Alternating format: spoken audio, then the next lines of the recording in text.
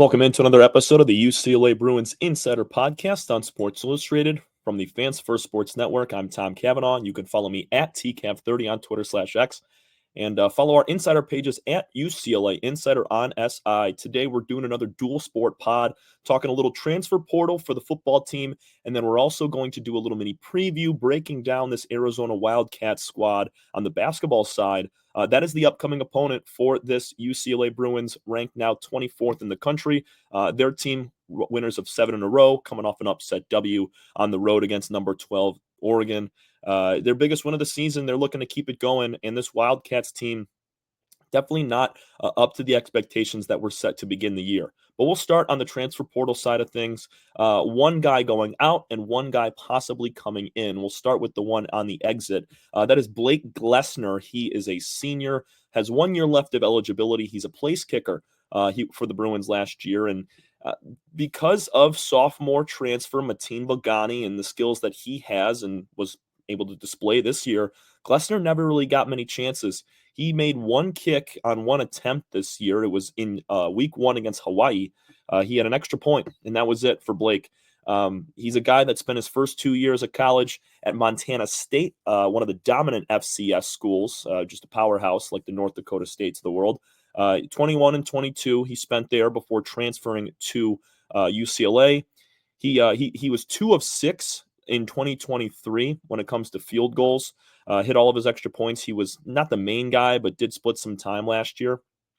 And then this past season, did not have any attempts at all. He actually had 1 field goal attempt, came up empty on it, and just 1 extra point as well. So when you look at place kickers and the opportunities that they get at the collegiate level here, I mean, if you're not a guy that's starting and getting those opportunities as an upperclassman, probably in your best interest to go find a new school to kick at.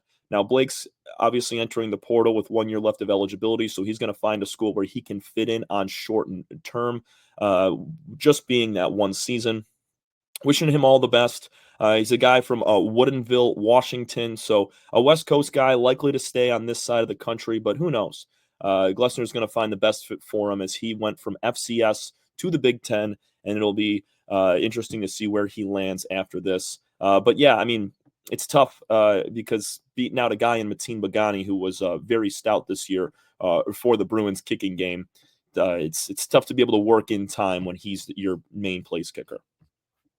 Moving over to the guy coming in possibly is freshman or just finished up his freshman year, defensive back Robert Stafford out of Miami University of Miami, the U. So he's a Melbourne, Florida product. He has been offered all over the country over the last couple of days. He's been putting out tweets about who he's being offered from: Vandy, Liberty, Maryland, Arizona, Georgia Tech, USF, UCLA, FAU, and the likes. So he's getting a ton of looks right now, is Stafford.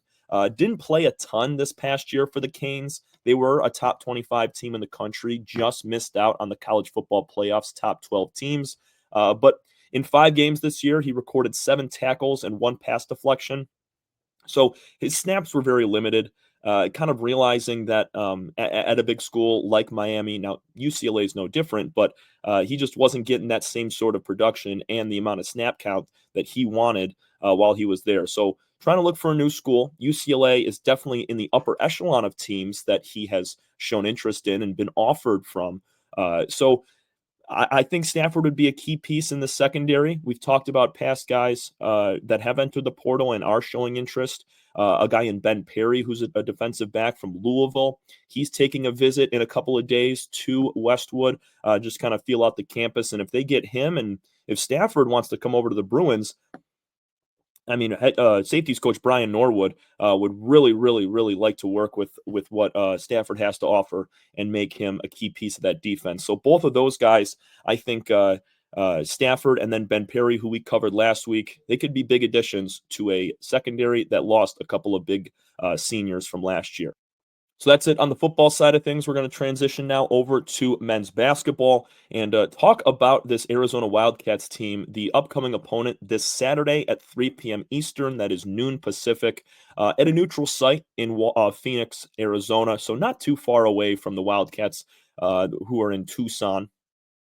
But when you look up and down their schedule here, there's some not glaring losses. They're 4-4 on the year. I mean, Oklahoma and West Virginia. They lost to West Virginia in overtime by 7. They lost to Duke, lost to Wisconsin, who was a top 25 team up until last night when they got upset by Illinois. But when you look at this team, they've dominated the teams they should have. Canisius, Old Dominion, Davidson, and Southern Utah. But when they play a team that's of their caliber, they tend to lose. I mean, every team that's a big name or a Power 5 school, I should say, they've lost to, as in Wisconsin, Duke, Oklahoma, West Virginia. There's no other team on that schedule that kind of meets that caliber that they have beaten this year. So 4-4 on the season is definitely not what the Wildcats were expecting to see, considering they were ranked 9th to open up the season. When you look up and down their stat sheet, a couple of the individuals, they have 5 different guys averaging 10 or more points. The leader is Caleb Love. He's a transfer over from North Carolina. Love is in his second year with Arizona, and for I think probably the second or third straight year in a row, Love has been a candidate for National Player of the Year. He's playing solid basketball right now. As we mentioned, 14.1 points per game, 3.9 rebounds, and just a tick over 3 assists per game. He's a 37% field goal shooter at the moment and just under 30% from beyond the arc. Love's production is kind of, the Wildcats go as Caleb Love goes. If he has a good game, Arizona's likely going to get it done. If he struggles, it's going to be a rough day. And Love loves, no pun intended, Love loves to shoot the 3 ball. We've seen over the past years, he'll just hoist them. And 30% with how many that he's shooting this season, I think is a decent number. There's a few other guys. Trey Townsend, he is a good story coming over from low mid-major Division I Oakland University that made a run against Kentucky in the NCAA tournament last year. He is averaging 11.3 points per game in his first season with the Wildcats, 4.5 rebounds, and just under 1.5 assists. Townsend is a senior out of Oxford, Michigan. He's a really, really solid key piece to that team, but he doesn't have the size. He's about 6'8", when Arizona last year had Umar Ballo, who was about 7 foot and controlled the paint every single game within that Pac-12 conference. And now Arizona over in the Big 12, so a whole different set of teams that they're playing. And I think the Big 12 basketball has really started to bolster their paint presence as well, and kind of rivaling what the Big 10, especially what the Bruins have. Jaden Bradley, he's a junior from New York, averaging 12 points per game. He is second on the team in PPG, 2.5 steals per game. He wreaks some havoc on the defensive end, and 3 rebounds, 3.1 assists per game. Those are your top 3 players: Caleb Love, Bradley, and then Townsend as well. But Arizona really hasn't seen anybody kind of blow up the stat sheet. They're getting steady play from multiple different guys, and they've just been, running into really good teams. I mean, Duke and Wisconsin, they're 2 of the top 25 best teams in the country. Those are tough teams to beat. They lost to Wisconsin by darn near 20 points. They lost to Duke by 14 and only scored 55 in that game. So it seems when they play a comparable opponent or one that is just a little bit better than they are, they do not perform. And this is kind of what we're going to see against this Bruins team. UCLA, a lot of depth, a lot of experience, very, very similar to what this Arizona team has, as they've brought in some transfers. Caleb Love is a senior as well, along with Townsend and others. So I think this is going to be a good matchup, similar to what we saw last week with the Oregon Ducks and the Bruins. UCLA was unranked going into that game. Oregon was 12th. But when you looked on paper and you really just looked at the matchups, that was an even game. I mean, that was a coin flip who was going to take that one down, and that's how the game kind of resulted or panned out. It was a 1-2 possession game for a lot of the contest. Bruins came out on top of the game-winning shot, and I see this being a very similar matchup. Arizona has the tools to compete with UCLA, because you look on paper and you go, oh, UCLA is 8-1, 4-4 of the Wildcats. This should be a UCLA hammer right now. They're going to win by 15. Could not be more far from the truth. UCLA, I'm not saying they play down to their competition, but when they play similarly, competitive, talented teams, they're going to be in a dogfight. And I think another close, gritty game for this Bruins team early in the season here, it's just going to bode really well for them down the stretch when they get into Big Ten play, when they enter the Big Ten tournament, and hopefully they make the March Madness tournament. They're going to be in a ton of those games, especially in the round of 64 and 32. So this Saturday, it's going to be UCLA at 8-1, ranked 24th in the country, taking on the 4-4 Arizona Wildcats.